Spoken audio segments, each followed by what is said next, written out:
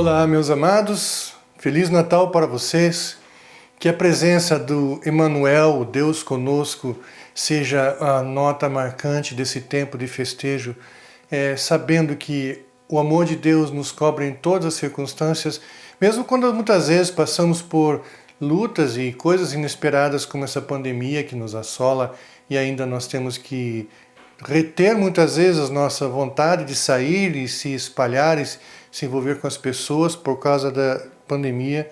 Contudo, o amor de Deus não muda e a nossa segurança é eterna. Acontece graças ao evento que nós celebramos nesta data. A vinda de Deus à face da terra, transformando-se em homem, perfeito Deus e perfeito homem, duas naturezas misturadas, de modo que ele pôde ser o nosso substituto e o nosso salvador. Que Deus abençoe a sua vida. Gostaria de convidá-lo agora a orar comigo. Deus amado, nós te agradecemos pelo presente inefável, pelo presente que não tem palavras para descrever, do amor de Deus manifestado em Jesus Cristo. Nos ensina a corresponder, nos ensina a viver de maneira que agrade a Jesus Cristo e que justifique, que dê valor à obra salvadora de Cristo neste mundo. Nós queremos, Senhor, ser instrumentos de adoração, de louvor e de serviço ao Senhor, porque a nossa vida pertence a Ti. Nós te adoramos, nós te glorificamos. Em nome de Jesus. Amém. Querido, eu gostaria de compartilhar com você, celebrando ainda o Natal, um texto que nós vamos ler agora em Lucas capítulo 2, versos 1 até 19, um relato bem familiar a respeito do nascimento de Jesus. Lucas 2, versos 1 a 19. Naqueles dias foi publicado um decreto de César Augusto, convocando toda a população do império para recensear-se. O primeiro recenseamento foi feito quando Quirino era governador da Síria. Todos iam alistar-se, cada um à sua própria cidade. José também subiu da Galileia, da cidade de Nazaré, para a Judeia, a cidade de Davi, chamada Belém, por ser ele da casa e família de Davi, a fim de alistar-se com Maria, sua esposa, que estava grávida. Estando eles ali, aconteceu completarem-se-lhe os dias, e ela deu à luz o seu filho primogênito, enfaixou-o e deitou-o numa manjedoura, porque não havia lugar para eles na hospedaria. Havia naquela mesma região pastores que viviam nos campos e guardavam o seu rebanho durante as vigílias da noite. E um anjo do Senhor desceu aonde eles estavam, e a glória do Senhor brilhou ao redor deles, e ficaram tomados de grande temor. O anjo, porém, lhes disse: Não temais, eis aqui vos trago uma boa nova de grande alegria, que será para todo o povo. É que hoje vos nasceu na cidade de Davi o Salvador, que é Cristo Senhor. E isto vos servirá de sinal: encontrareis uma criança envolta em faixas e deitada em manjedoura. E subitamente apareceu com o anjo uma multidão da milícia celestial, louvando a Deus e dizendo: Glória a Deus nas maiores alturas e paz na terra entre os homens a quem Ele quer bem. E ausentando-se deles os anjos para o céu, diziam os pastores uns aos outros: Vamos até Belém e vejamos os acontecimentos que o Senhor nos deu a conhecer. Foram apressadamente e acharam Maria e José e a criança deitada na manjedoura. E vendo-o, divulgaram o que lhes tinha sido dito a respeito deste menino. Todos os que ouviram se admiraram das coisas referidas pelos pastores. Maria, porém, guardava todas estas palavras, meditando-as no coração.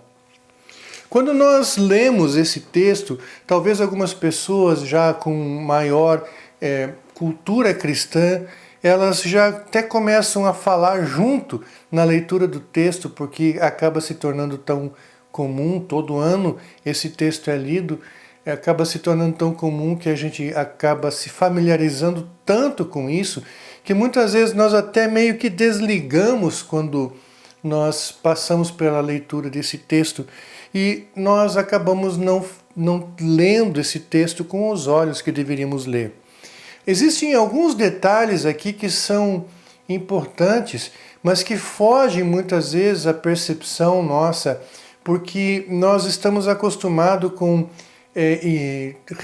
retratações supervalorizadas a respeito dessa cena da manjedoura do nascimento de Jesus, tudo limpo, a mãe e o pai de Jesus com um olhar assim meio angelical. E na verdade o que nós vamos descobrir é que não é assim. Uma das coisas que nós precisamos entender em primeiro lugar, que Jesus Cristo veio, o Deus poderoso. Imagina o Deus que sustenta todas as coisas, a existência de todas as coisas. A Bíblia diz que sem Ele nada do que foi feito se fez. E todas as coisas foram criadas por meio dEle, para Ele e por Ele.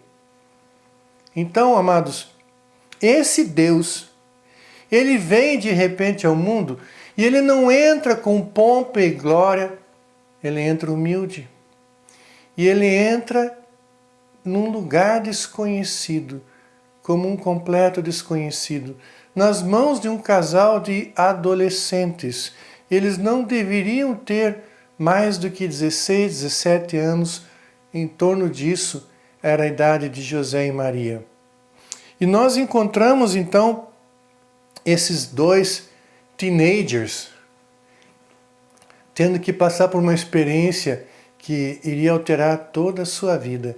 Ia bagunçar, inclusive, os planos do seu casamento. Meu filho e minha nora tiveram que adiar o casamento deles por meses por causa da pandemia e eles ficaram bastante chateados com isso. Agora você imagina a bagunça que virou o casamento de José e Maria com a entrada dessa gravidez inesperada.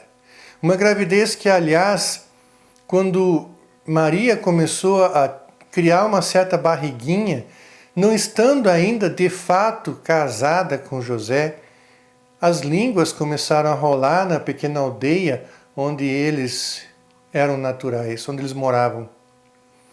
Mesmo que José, depois da mensagem que recebeu do anjo, um homem de tremenda obediência, bastou uma mensagem recebida em sonho para ele tomar atitudes drásticas de receber a mulher com um filho que não era seu. E aliás, Jesus Cristo teve que enfrentar essa pecha, essa fama de filho ilegítimo por toda a sua vida. Uma vez Jesus estava disputando com os fariseus e dizendo a eles que eles eram filhos do diabo, porque eles queriam fazer a mentira, aquilo que o pai deles fazia. E os fariseus responderam que eles sabem de quem são filhos, dando uma inferência de que Jesus não sabe de quem é filho. E a história de que Maria engravidou por ação de Deus através do Espírito Santo, cá entre nós não colaria hoje, não colaria naquela época, não for aceito por fé e por revelação, não tem como nós acreditarmos nessa história. Então nós encontramos aqui Maria e José numa situação complicada, vivendo tensos por causa dessa situação. E, de repente, para complicar a situação, o Império Romano, no desejo de controlar mais as pessoas debaixo do seu domínio, faz um censo. A razão do censo era para que se conhecesse quem morava onde e o que fazia, para saber o que poderia ser cobrado de imposto. E agora aquela menina grávida, pela primeira vez na sua vida, grávida de uma maneira espantosa e inexplicável, de repente é forçada a viajar para Belém, porque o Império Romano exigiu que cada pessoa fosse registrada na sua cidade de origem. E aí você começa a perceber, poxa vida, um casal que se dispôs a fazer a vontade de Deus, um casal que se dispôs a servir ao Senhor a todo custo, de repente encontra dificuldade em cima de dificuldade. Já não bastava eles terem que enfrentar as más línguas, que falavam provavelmente coisas horrorosas. Até hoje existem aqueles que dizem, que suspeitam de que Maria teria sido violentada por um soldado romano, o que não era incomum naquela época de domínio do Império Romano, de um bruto soldado se aproveitar de uma adolescente de um vilarejo qualquer. Mas então eles enfrentavam todas essas coisas e agora eram obrigados a fazer uma viagem. Maria grávida, nos últimos meses de gravidez, imagina o cansaço que foi para ela fazer uma viagem, que ainda que seja de uma centena de quilômetros, no lombo de burro, foi bastante complicado para ela. Como não bastasse ainda, ao chegar na cidade, tiveram que enfrentar a dificuldade de achar lugar para repouso. Parece que todas as coisas iam contra qualquer movimento deste casal. E aqui você percebe uma coisa interessante, amado. Nem sempre encontrar dificuldades pelo caminho significa que uma pessoa está indo contra a vontade de Deus. Muitas vezes, para propósitos que nós não entendemos, estão além do nosso alcance. As coisas se tornam muito difíceis para aqueles que estão no centro da vontade de Deus. No caso aqui, era necessário que fosse revelada a rejeição do mundo e a resistência de Satanás contra a vinda do Salvador. E por isso esse casal sofreu tanto. Agora imagine um homem de pouco tempo que tem barba cheia, de repente com uma esposa para ganhar luz, não tendo nenhum lugar para receber, nem uma água quente. Eu acho que a água que ele conseguiu deve ter arranjado um balde emprestado às pressas, procurado um poço. Não tinha nenhuma parteira para auxiliar no parto. E o lugar de onde Maria gerou Jesus, deu à luz Jesus, era um lugar com cheiro de esterco de gado. Não era um lugar limpo. Aliás, seria um lugar muito apropriado para que houvesse uma tremenda inflamação puerpéria, uma inflamação que poderia custar a vida do bebê e a vida da mulher. Imagine o desespero desses pais de primeira viagem, tendo que dar à luz sem assistência, sem conhecimento de nada. Muitas vezes, mulheres que vão dar à luz pela primeira vez, elas chamam a mãe para ajudar, para dar apoio moral. Nem isso ela teve. Numa terra estranha, sem lugar apropriado, gerou o Filho de Deus.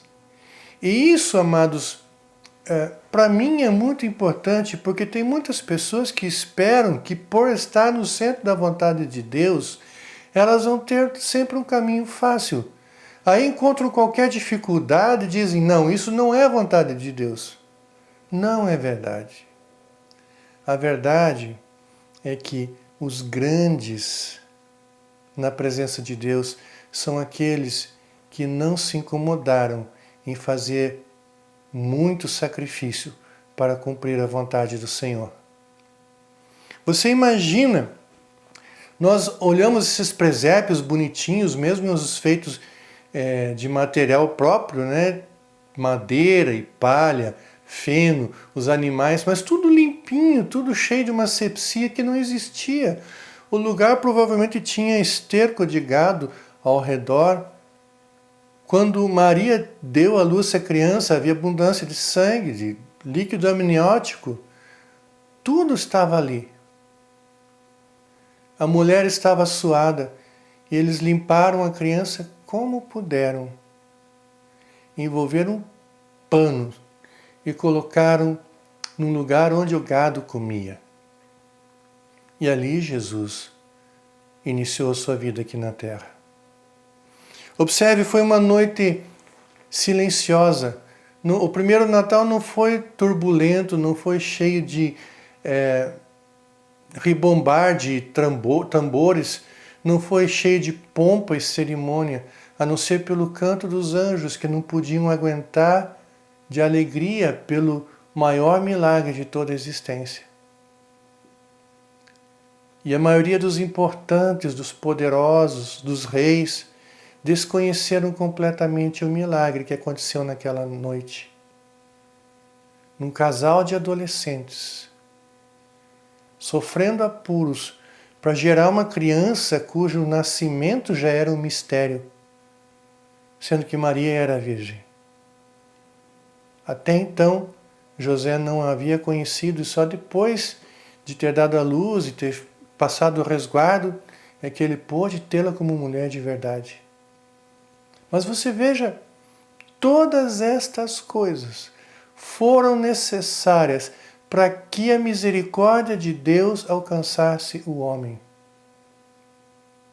Isso vai contra, por exemplo, a teologia da prosperidade, que diz que para aquele que serve o Senhor, todas as coisas devem ser fáceis e correr numa lisura sem fim. Não é verdade.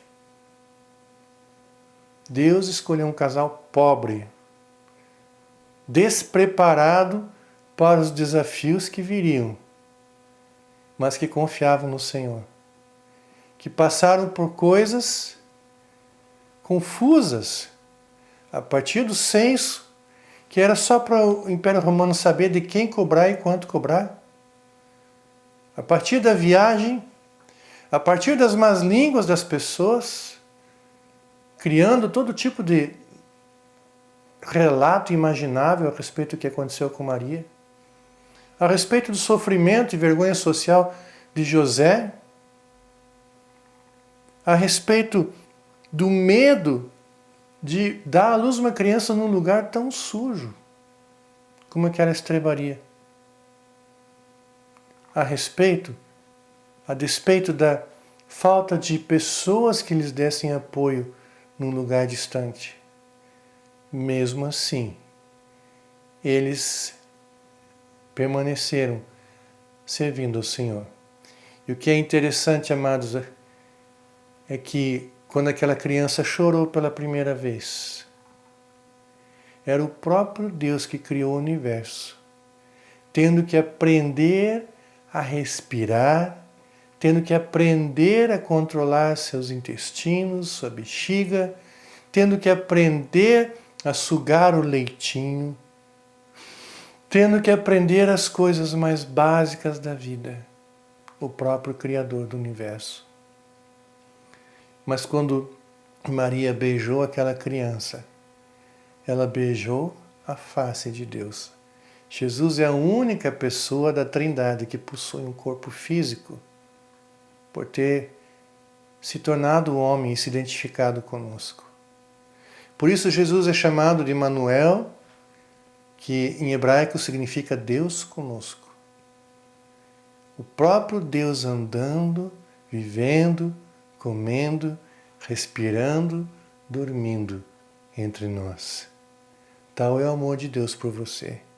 Ele abandonou toda a sua glória, abandonou toda a adoração dos anjos, para que pudesse ter você um dia na presença dele, para que você pudesse desfrutar do seu amor, para que você pudesse viver para ele. E uma das coisas que eu quero que você entenda, meu amado, minha amada, é que o Natal pode ser a experiência transformadora da sua vida, ou pode ser só mais um festejo, que até é sem sentido para alguns que desconhecem o significado de ter Cristo em sua vida. Eu quero desafiar você, que não entregou ainda sua vida a Jesus Cristo, que receba o presente de Deus, o presente do próprio Deus, vindo em carne e osso, para que pudesse ser condenado no seu lugar. Quando você entregar sua vida a Jesus Cristo, dizendo: Senhor, de hoje em diante, eu te recebo como meu Senhor e meu Salvador. Então o Natal vai ser na sua vida para sempre, não só em 25 de dezembro, mas a vida inteira. Porque você vai estar em comunhão com o Deus conosco. Agora através da pessoa do Espírito Santo que habita em todo aquele que recebe a Jesus Cristo como Senhor. Então, amado, veja algumas coisas que nós podemos aprender dessa história. Primeiro, Nem sempre as coisas vão ser fáceis para aqueles que estão no centro da vontade de Deus. Segunda coisa, nem sempre as coisas mais milagrosas e fantásticas do reino de Deus acontecem com pompa, com barulho e com esplendor. Pode ser que o maior milagre esteja acontecendo num canto escuro, desconhecido de todos, como é o caso do nascimento de Jesus. E terceiro, eu quero que você tenha Jesus como Senhor de sua vida. Hoje mesmo, ore, diga: Senhor Jesus, eu entrego minha existência a Ti. Eu quero viver para Ti. Uma vez que o Senhor deixou tudo para me buscar, eu quero deixar tudo para servir o Senhor. Entra em minha vida. Ao fazer isso, você se torna um filho de Deus.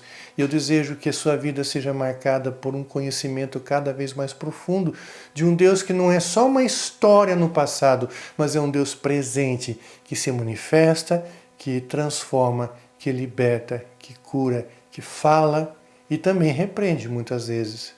Mas um Deus cheio de amor. Que Deus abençoe a sua vida. Feliz Natal!